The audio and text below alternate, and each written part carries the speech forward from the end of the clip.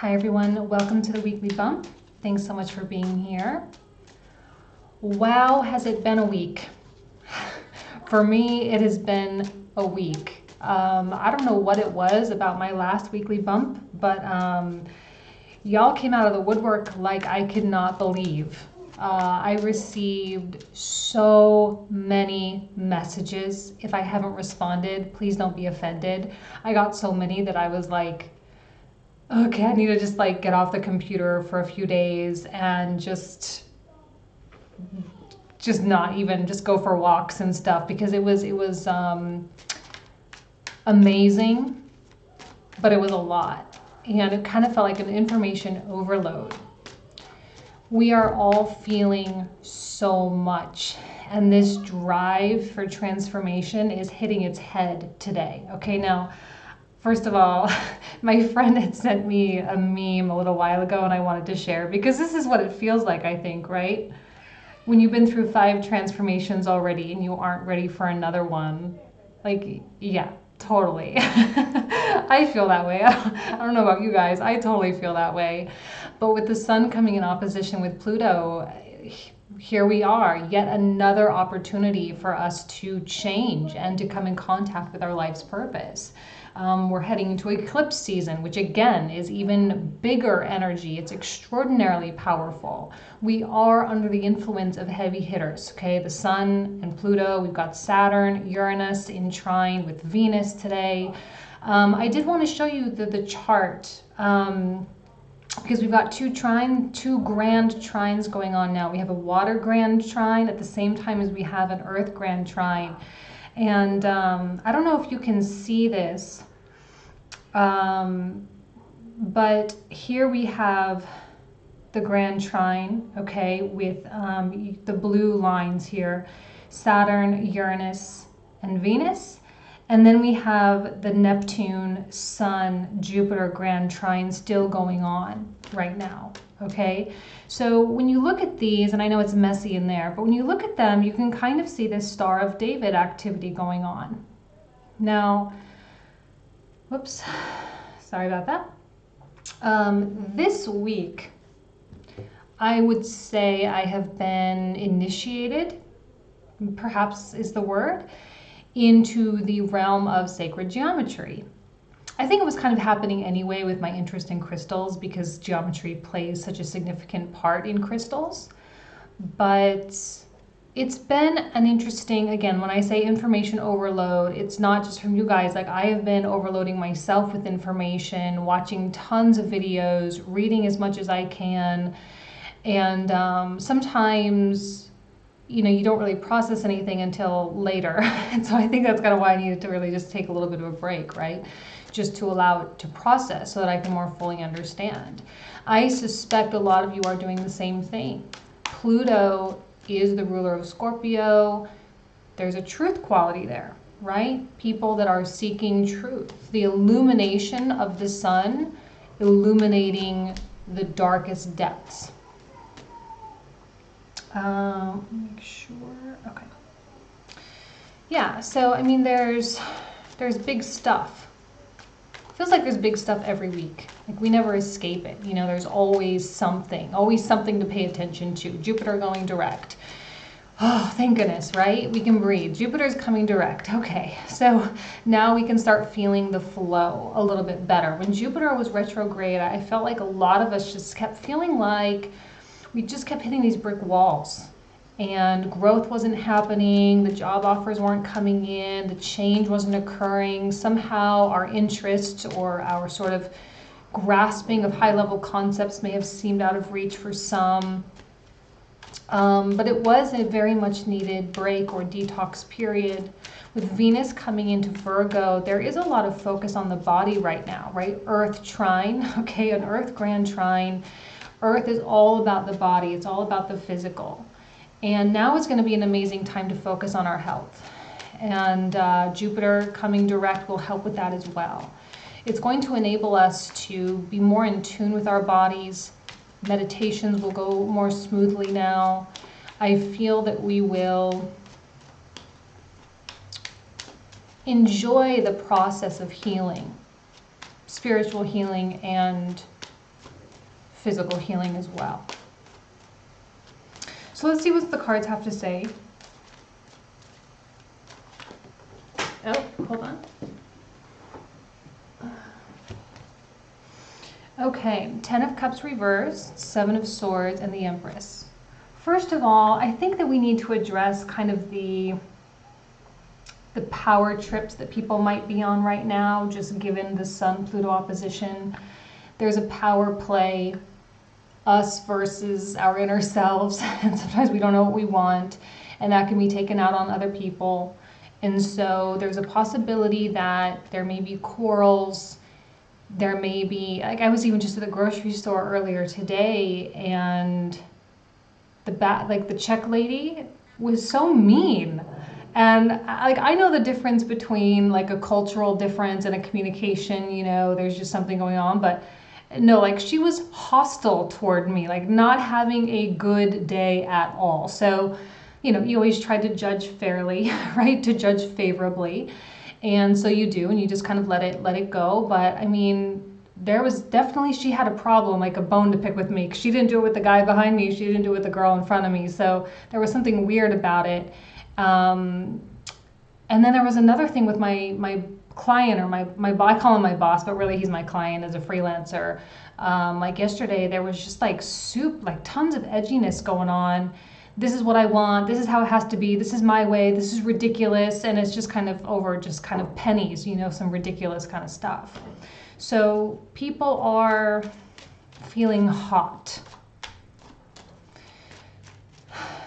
The Empress comes out as a reinforcement of our independence, as a reinforcement of our sovereignty, as a reinforcement of our stability. And I've been telling you guys for a couple weeks now that we are more stable than we think. We are more stable than we feel. And the Empress represents beauty. She represents stability. She represents abundance, the creator of abundance, the creator and the manifester of that which she desires. It's going to be important for you to understand what you desire, though.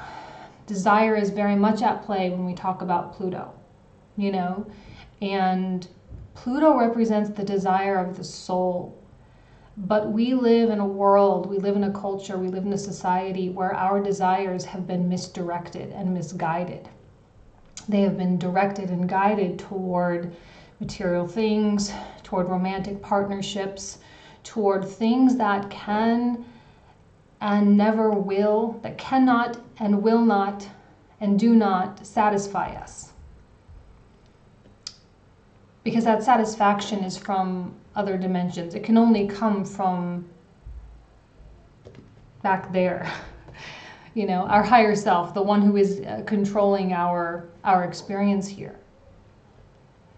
And so if we allow worldly desire, right, the reason why I'm saying this is because of the 10 of Cups reversed and the 7 of Swords. If we allow the worldly desire to be over idealized, we're just setting ourselves up for disappointment, and we're setting others up for disappointment as well. And it can be a harsh reality sometimes when we come in contact with the fact that all the things we wanted, all the things we were working for, isn't really what we wanted. It's not what we wanted, it's not what we thought.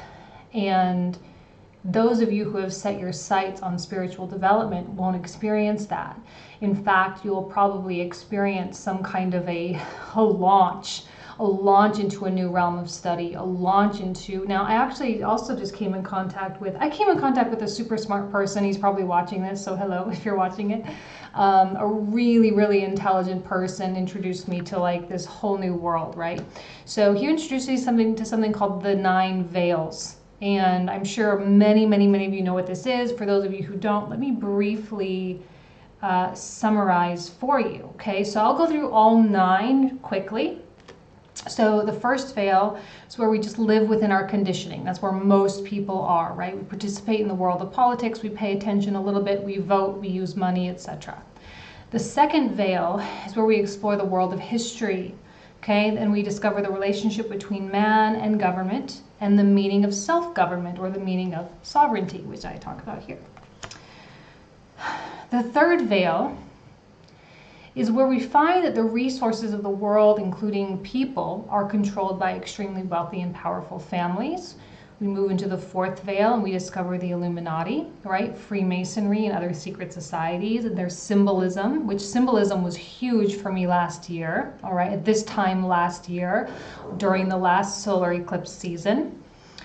Then we move into the fifth veil, where we discover that secret societies are so far advanced technologically that time travel and interstellar communications have no boundaries, and controlling the very thoughts and even the very actions of people is what their members do. And it says in the blog that I pulled this from, they do this as offhandedly as we tell our children when they must go to bed.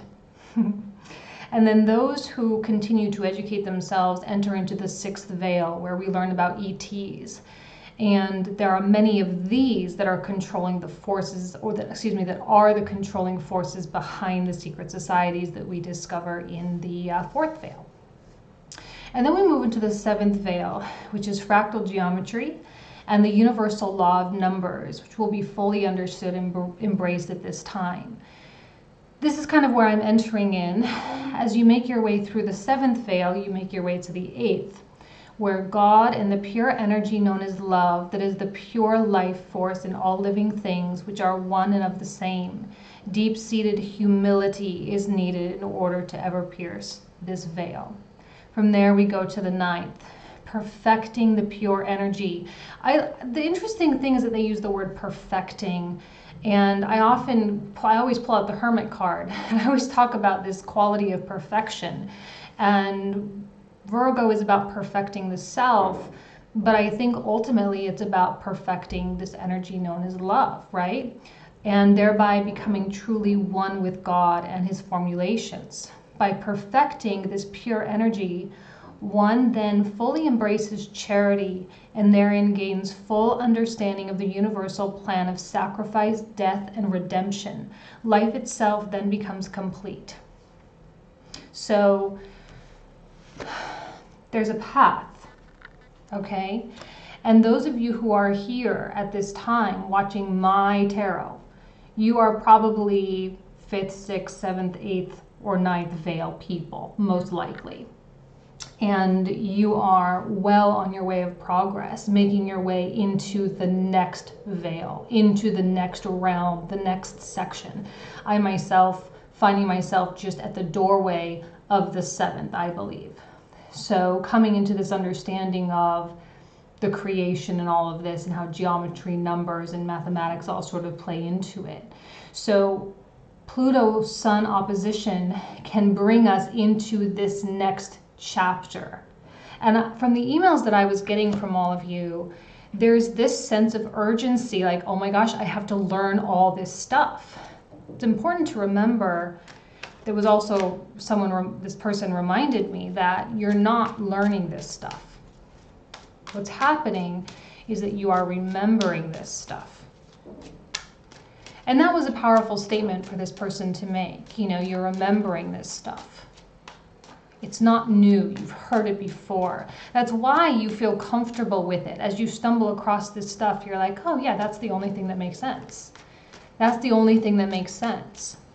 And you likely have people in your life, we all do, that are still very much seeking to satisfy the desires of the physical world, of this perceived reality, which we all know does not in fact exist. It is important for you, for us, for me, for everyone here to figure out how to separate ourselves from the worldly desires, which is something that I struggle with daily. And I've been extraordinarily conscious of that.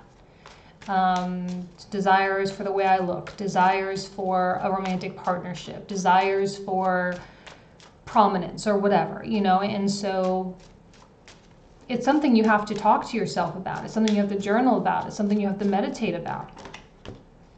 Knight of Swords, yeah, of course. Of course, Knight of Swords comes out with the Six of Cups, of course, as well. Okay, 10 of Wands reversed, Judgment, 6 of Wands. Let's talk about these two first. See, the thing with the Sun Pluto is that everyone is opening a chapter of remembrance. And many people are running away from it. They're scared of it. Pluto and Scorpio energy is extraordinarily deep. And because Mars is retrograde, we're tapping more into the Scorpio quality of Mars than we are the Aries quality of Mars. When Mars starts going direct, it's going to be more Aryan-like. But Scorpio, Mars, it's the warrior inside. It's the warrior to the other world. It's the warrior toward truth. So whether people like it or not, truths are getting illuminated. And I remember talking about how this month is going to be extraordinarily difficult for people because they're going to have things mirrored back to them. Whether they recognize that or not, it's going to depend on their maturity level. But they're going to have things mirrored back. And they're not going to see it, and they're going to act out, or they're going to run away from it. If you are someone that is having things being mirrored back, sit and ask yourself why. Ask yourself about the synchronicities. Ask yourself about the coincidences. Ask yourself about why that person said that thing that reminded you of something that happened 6 years ago that you just happened to be thinking about. That stuff is all so incredibly relevant right now. That's what's on the docket. Synchronicities, truth, coming in contact with our soul, and coming in contact with our soul's desire. You know what our desire is? To go back home. Our desire is to return. Okay? Which is what I call the divine homesickness, which is what I'm going to talk a little bit about today, like the loneliness, and how important that is, how important that feeling is for our progress, the loneliness. Okay? And then we have justice, which is kind of this omniscient driver of the universe, the one that ensures, like, this is, you know, the law of correspondence, as above, so below, the law of rhythm. For every action, there is an equal and opposite reaction. You have to remember at this time that every thought that you emit, every emotion that you feel has an opposite reaction, an equal and opposite reaction. If you are omitting or emitting loving thoughts and loving emotions, then you get that in return. It's such a shame that we were not taught since birth how to be conscious of our thoughts. And in a way, like, and that's kind of where I'm thinking about children. I watched a documentary once, and I think it was called Happy, if I remember correctly. It was on Netflix. It was called Happy. And I remember watching a segment in that documentary where they went to, I think it was England. I'm going to totally butcher this. It was a long time ago when I watched this. But I think they went to England and interviewed a school teacher where they have a mindfulness class, right? Where they actually take an hour a day or however long a day, and they teach the children how to be mindful. How does this make someone else feel? How does what you just did make this other person feel, like this kind of thing? At a very young age, ages 5, 6 years old. And how much more advanced those children will be on an emotional intelligent level. I have a bug or something. Something's landing on me. Hope it's not a spider. But how much more advanced they'll be in adulthood, right? Simply because they were taught that from childhood. A lot of us are really having to break through these patterns, through these belief systems that our thoughts are isolated, right? Now is time for us to reduce our load, and I've been saying that over and over for like the past year now, to make our lives simple. You know, it's so hard in today's day and age to find simplicity, especially if you have children, especially if you do need a job. You know, we all need jobs. I need a job. I cannot transcend this system at this point in time, unless you guys know if Singapore Airlines or Turkish Airlines will do an exchange for tarot card readings. I'll do it 100%. I'll transcend the system. But yeah, like there's no way for us to eliminate everything, but it is going to be important for us to eliminate as much as possible. I swear. It's not a hair, I swear it's a bug. And then the Six of Wands. You know, this card is associated with the sign of Leo. Number 6 is associated with the fixed signs.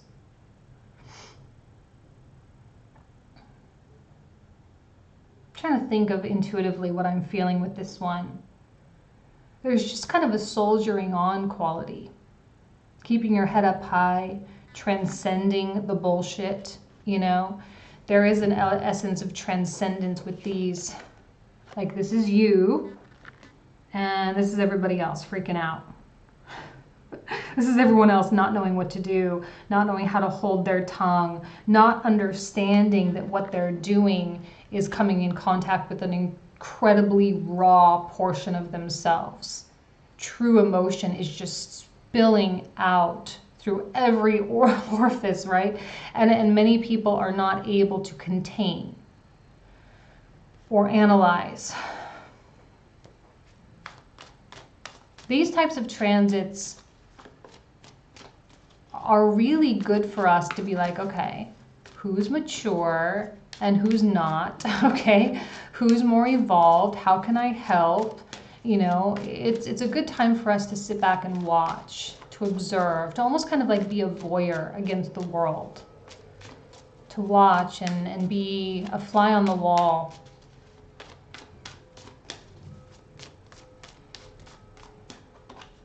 Oh, do you know what I was going to say? I forgot what I was going to say something. I was going to say when I was talking about the Grand Trine, the Grand Trines, the Star of David mark or kind of alignment there as I'm stepping through the doorway of geometry. The Star of David is kind of the two-dimensional rendition of the star tetrahedron, which they call it the, sorry, I'm probably mispronouncing it, the Merkaba or Merkaba. I've heard it pronounced both ways. And it's the heart, mind, spirit alignment. Now is an incredible time to, every time is an incredible time to meditate, but now especially because there are going to be major downloads occurring at this time, major downloads all throughout eclipse season. Okay, take the next 2 weeks and dedicate an hour a day to meditation if you can. If you are so inclined to also either Google the star tetrahedron and pull up an image of it, if you have a little thing for like your fireplace or whatever that is of this shape, a Star of David shape, I would actually recommend meditating on the symbol itself and focusing on the quality of that construct, because it is an indication of the creation of the universe. And as we quiet our minds and allow information to flow, we may gain additional insights into the creation of the universe. Okay? Last 3 cards that came out. 5 of Wands reversed, 7 of Pentacles, and Death all reversed. Yes, no doubt. People.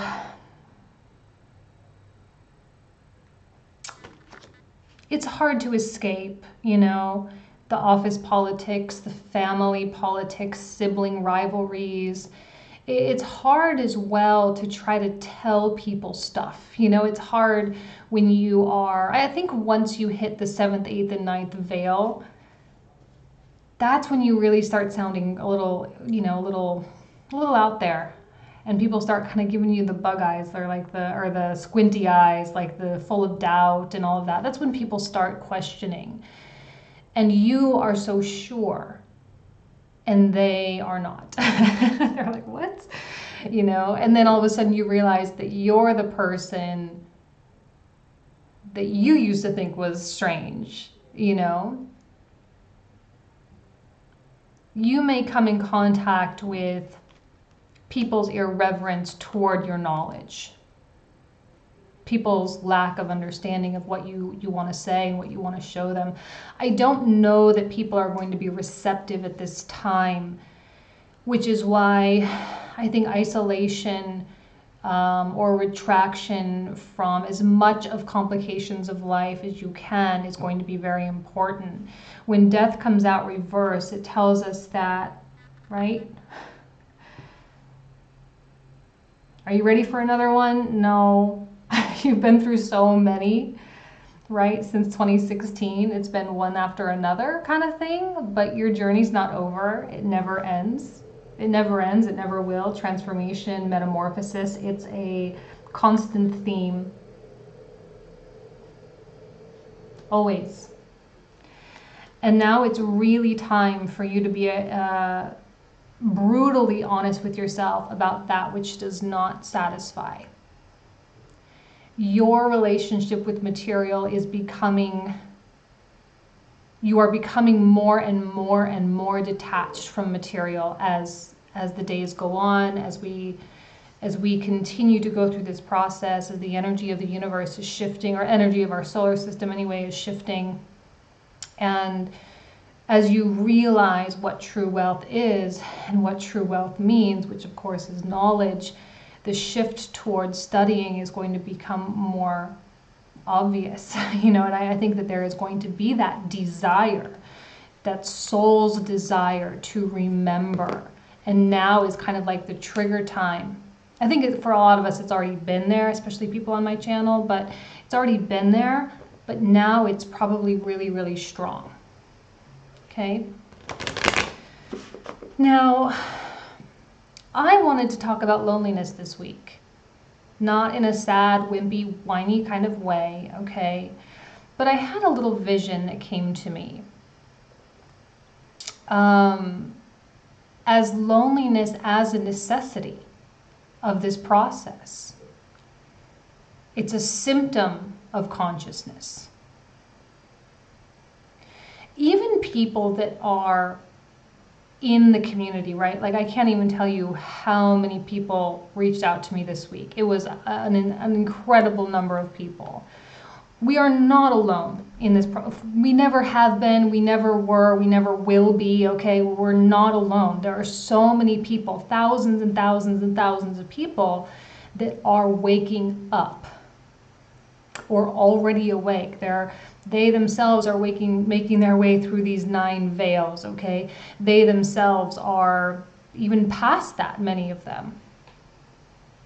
Now, I was given this little vision of an analogy, so I'm going to use it. And it goes something like this. I was envisioning Alcoholics Anonymous, Narcotics Anonymous support group. A whole bunch of people kind of sitting in a circle, or depending, like a big room or whatever, overcoming addictions. And in a way, the process of awakening, the process of rejecting past belief systems is similar to breaking an addiction. Now, I'm not trying to offend anything, just an analogy, okay? Breaking free from some kind of a trance, right? You've been initiated, and all of a sudden, one day, you can never look back. You have some kind of an epiphany, and all of a sudden, you can never go back. It's a completely 180 from where you've been before. Now, in these support groups, everyone's there. You have a sponsor, right? Everyone is just one call away. And with these people that have been amazing, beautiful spirits, guides, angels, they're there. Not just for me, but for other people that are in their circles as well. Like they're there just as the way I am there for other people as well. But at the end of the day, in an Alcoholics Anonymous group, every single person is still recovering in their own way and in their own time frame. They're learning the lessons according to their own time frame, just as people who awaken do so on their own time frame and in their own way. It's dependent on their life. It's dependent on their past. It's dependent on how ready they are, how ready they feel. It's dependent on their environment, And you are alone in that. No one else can do that for you. We can understand We can empathize, we can feel compassion toward you. We can be there on the phone, we can be there for email, we can be there for anything else, right? But it is a process that you must go through on your own. And while I can sit down and talk, and I'm going to, like, I have calls scheduled, I have things, like, I have stuff going on with people that have been reaching out. It's been amazing, and I'm going to do that. But at the same time, their journey is theirs and my journey is mine. And we can talk about all this high-level stuff, amazing, right? But the soul's progress is their own. And the loneliness is needed. That feeling is needed. That loneliness is actually, I feel like it's actually the feeling of getting closer to home. That's what I feel like it is. And it's coming to this realization of the lack of realness of this world. Coming to a realization that the feelings and the thoughts and the emotions are symptomatic of things that go on in this fake holographic type of world, or this projected world, and are therefore not real. And in a way, my process, I don't know about you guys, but this is going to sound so sad and depressing. It's not sad and depressing. Like I told you, it's Pluto sun type stuff that's coming up right now. And the senses, I'm looking out my window right now. I was going to do the reading outside, but there was like a sprinkler going on, like a kid screaming bloody murder, so that was not going to happen. But it's so beautiful outside, so I am looking out there, getting my inspiration. Like the taste of food, the feeling of the sun, which I talked about last week, the kind of things that everyone does that are like supposed to be super fun, you know? It's like, oh man, they're not really that fun. Like, I don't know. Is that just my Scorpio stuff, my 12th house stuff? I don't know. It's like, it's not fun. Like, food isn't that great. Even if it's the best meal I've ever had, is it still really that great? Like, there's this thing in the back of my mind, like, I've had better. You know, I can see an amazing sunset, and yes, I always do express gratitude and appreciation for that, but it's still, I've had better. I've seen better. I don't know what that is or why that's coming out, but maybe some of you feel that, you know, the senses, the things that we experience with our eyes, our mouths, our ears, and our skin, and you know, it's great. But I think more of us feel so much more alive when we are meditating. We feel so much more alive when we're dreaming.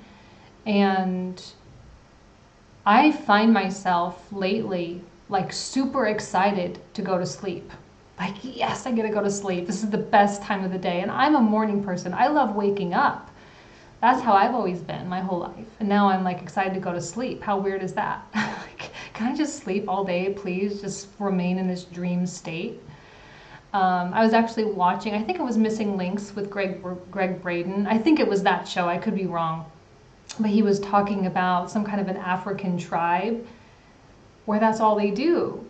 They remain in this lucid dream state all day long, and they just get up. When they wake up just for sustenance, for energy, and I don't know, having sex or going to the bathroom or whatever, but like basic functions, and then they go back to sleep. And they just remain in this meditative state all the time. Could we argue that they are feeling more, they are experiencing more? I don't know. The divine homesickness is something that I know most of you feel, most of you understand, most of you know what I'm talking about with that, right? Where there's just this feeling that you want to go home. But when you wake up, you know, of course you have to still do things. And I wake up actually quite cheerful. I wake up like, okay, I get to do what I get to do. I get to be in this play. And of course, of still always appreciation. I'll always keep traveling and all of that. And while maybe it's becoming a little bit more mundane as I evolve spiritually, it's not like I'm going to stop doing it. You know, it's not like I'm going to stop eating or whatever. But you certainly have more control over how things affect you. And you see how much of the you know, how other people are on such a roller coaster. And when things feel so good, like it feels so good. And when things are bad, it feels so bad. And then you're just kind of like at this completely level place where things don't really bring you up, they don't really bring you down. I experience energy more in terms of being more energetic versus more tired, rather than happy versus sad. It's like if I'm feeling tired, then I know I just need to rest. If I feel energetic, well, great, then I get to go do stuff, you know. That's more my thing that I'm still trying to level out a little bit. That's Zen, right? Being totally Zen, being super chill, super relaxed, unaffected.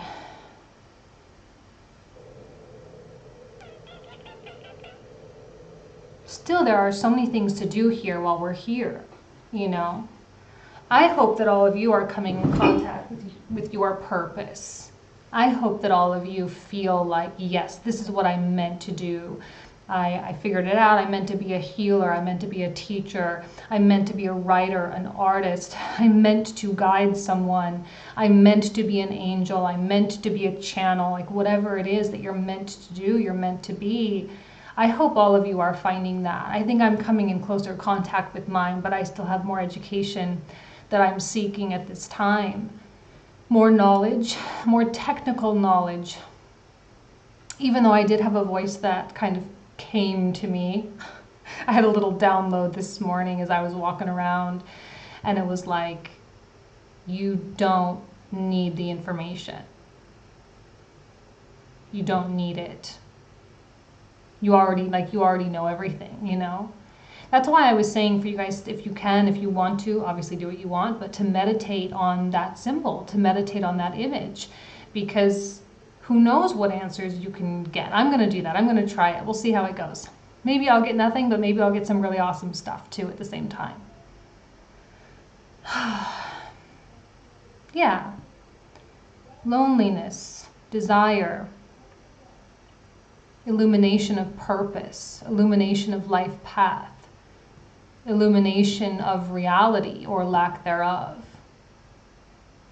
All Sun Pluto things, all water grand trine types of things, Neptune, Jupiter, Sun. Okay, the Sun is being really highlighted right now as we work our way into Leo season.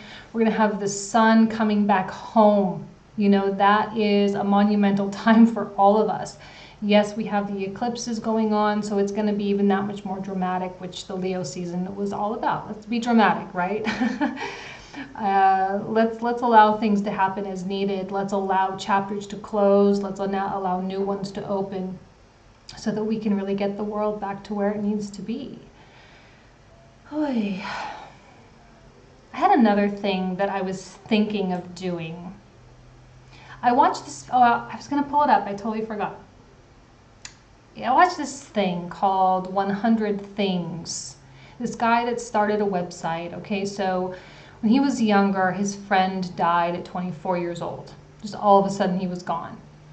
And he said, I'm going to live the life that I always wanted. So he made a list of 100 things, and he's in the process of checking through that list. I felt inspired by that. This was a couple days ago.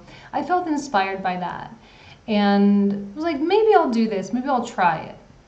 So I started making a list of 100 things. Mine are a little bit, it's going to take a while. It's going to be like a 4 or 5 year type of journey, maybe longer. But if I can find it, it was just some random thing I saw on Facebook. But if I find it, I'll post the link down below so you guys can check it out. And if you want to do it, great. If I do decide to like go full on with it, I will make it like a thing and I'll do videos. Mine are definitely going to be more in line. Some things will be silly, you know, worldly, whatever. But there are going to be some spiritual things. Like one of them was to have a long talk with a Buddhist nun. Another one was to meet a millionaire or someone who was a millionaire who gave all their money away, didn't lose it, but gave it all away to live a life of poverty. for their spiritual path, like these kinds of things, right? And I would love to have video segments to help, you know, to help inspire us, to help inspire me more than anything. But maybe there will be some benefit to it. I don't know. We're still thinking on it, but I couldn't even come up with 100. I think I'm sitting at like 47 right now. So 100 is a lot of things. That is a lot of things to do. I couldn't even think of that many. So anyway, just something to chew on. So this week's going to be a little bit of a shorter week.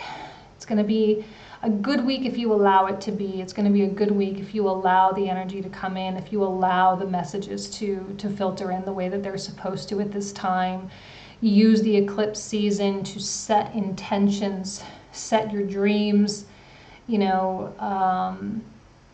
set the ambitions, your spiritual ambitions, okay? All right, I'm going to leave you guys there. Thank you guys so much. Have a good week. Bye.